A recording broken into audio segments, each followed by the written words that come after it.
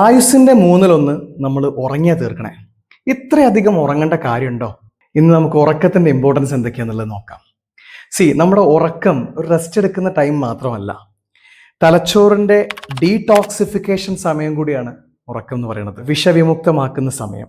തലച്ചോറിൽ സ്വമേധയ ഈ കുറച്ച് ടോക്സിക് പ്രോട്ടീൻസ് എല്ലാം പതിയെ ബിൽഡപ്പ് ആവും. ബീറ്റ അമൈലോയിഡ് എന്നൊക്കെ പറയപ്പെടുന്ന പ്രോട്ടീൻസ്. ഈ പ്രോട്ടീനൊക്കെ അൾഷിമേഴ്സ് പോലെയുള്ള അസുഖങ്ങളായിട്ട് കണക്റ്റഡ് ആണെന്നുള്ള ഓർക്കണം. ഇതിൻ്റെ ഡീടോക്സ് ആണ് നമ്മളെ ഡീപ്പ് സ്ലീപ്പിൽ സംഭവിക്കുന്നത്. ഗ്ലിംഫാറ്റിക് സിസ്റ്റം എന്നുള്ള തലച്ചോറിൻ്റെ ഒരു മെക്കാനിസം അത് ആ സമയത്ത് പ്രവർത്തനക്ഷമമാവുകയും ചെയ്യും. എന്നിട്ട് ഈ പ്രോട്ടീൻസിനെ പതിയെ തലച്ചോറിൽ നിന്ന് റിമൂവ് ചെയ്യുകയും ചെയ്യുന്ന പ്രക്രിയയാണ് ഡീപ്പ് സ്ലീപ്പിൽ അല്ലെങ്കിൽ സ്ലോ വേവ് പാറ്റേൺ സ്ലീപ്പിൽ സംഭവിക്കുന്നത്. പല പഠനങ്ങളും പറയുന്നത് ഉറക്കം ഡിപ്രൈവ്ഡ് ആയിട്ടുള്ള ആളുകൾക്ക് ഈ പ്രോട്ടീനുകൾ തലച്ചോറിൽ അക്യുമുലേറ്റ് ആവുന്നു.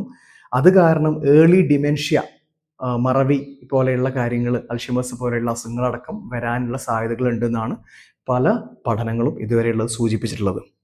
നമ്മുടെ തലച്ചോറിന് നമുക്ക് ചെയ്യാൻ പറ്റുന്ന ഏറ്റവും വലിയ കാര്യമാണ് ഒരു 7 മണിക്കൂർ ക്വാളിറ്റി കൺസിസ്റ്റൻ്റ് ആയിട്ട് ടൈംലി ആയിട്ട് ഉറങ്ങുക എന്നുള്ളത്. ഇതുപോലെ ഇൻഫോർമേറ്റീവ് വീഡിയോസിന് വേണ്ടി ഇവിടെ ഫോളോ ചെയ്യുക, സബ്സ്ക്രൈബ് ചെയ്യുക.